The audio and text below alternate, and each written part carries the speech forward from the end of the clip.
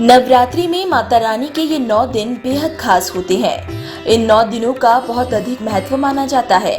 नवरात्रि के हर दिन देवी के अलग रूप की आराधना की जाती है, लेकिन क्या आप माता के 9 रूपों के रहस्य के बारे में जानते हैं? नवरात्रि के पावन अवसर पर आइए जानते हैं माता के 9 रूपों के रहस्य के बारे में, जो आपको हैरान कर देंगे। शैलपुत्री। पर्वतराज हिमालय की पुत्री होने के कारण पार्वती माता को शैलपुत्री भी कहा जाता है। निश्चित ही किसी भी स्त्री का पहला परिचय उसके पिता से ही होता है। पिता के घर रहकर पुत्रियां बहुत कुछ सीखती है। माता पार्वती ने भी बहुत कुछ सीखा था। ब्रह्मचारिणी। ब्रह्मचारिणी अर्थात जब उन्होंने तपस्या द्वारा शिव को पाया था। माता पार्वती ने ब्रह्मचर्य का पालन करके ही शिव को पाया। बचपन के बाद युवावस्था में प्रत्येक महिला को विवाह करके अपने पिता का घर छोड़ना होता है। जब तक महिलाएं विवाह नहीं कर लेती, तब तक उसे ब्रह्मचर्य का ही पालन करना चाहिए।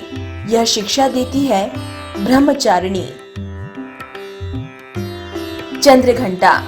जिनके मस्तक पर चंद्र के आकार का तिलक है, यह उसका प्रतीक है कि माता अपने पति शिव, जिन्होंने चंद्र धारण कर रखा है, वे भी उनके समान ही उनके जैसी हो चली है, अर्थात अपने पति के रंग में रंग जाना। कुष्मांडा। ब्रह्मांड को उत्पन्न करने की शक्ति प्राप्त करने के बाद उन्हें कुष्मांडा कहा जाने लगा। प्रत्येक महिला जब गर्भ धारण करती है तो वह कुष्मांडा माता की तरह ही होती है। जन्म देने वाली शक्ति माँ कुष्मांडा के उदर में ब्रह्मांड को उत्पन्न करने की शक्ति है।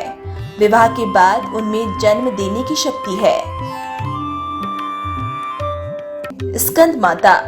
माता पार्वती के पुत्र कार्तिकेय का नाम स्कंद भी है, इसलिए वे स्कंद की माता कहलाती है। प्रत्येक महिला जब जन्म देने की प्रक्रिया से गुजरती है तो वह किसी न किसी की माता ही बनती है।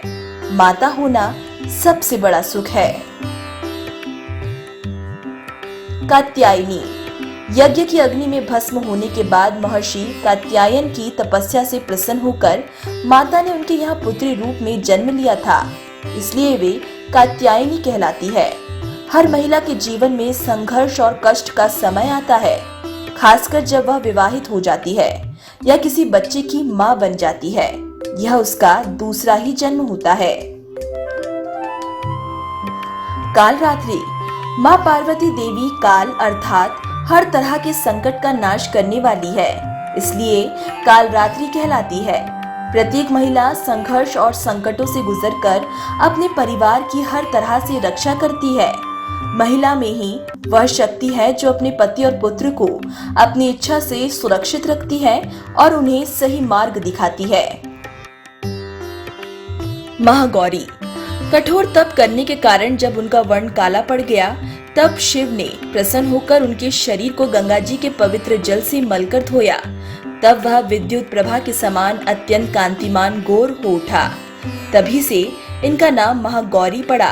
हर वह महिला जो अपने व्रत, उपवास और धर्म के कार्य करती है, वह महागौरी कहलाती है।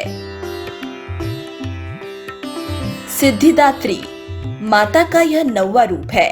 जो भक्त पूर्णतः उन्हीं के प्रति समर्पित रहता है, उसे वे हर प्रकार की सिद्धि दे देती है, इसलिए उन्हें सिद्धिदात्री कहा जाता है।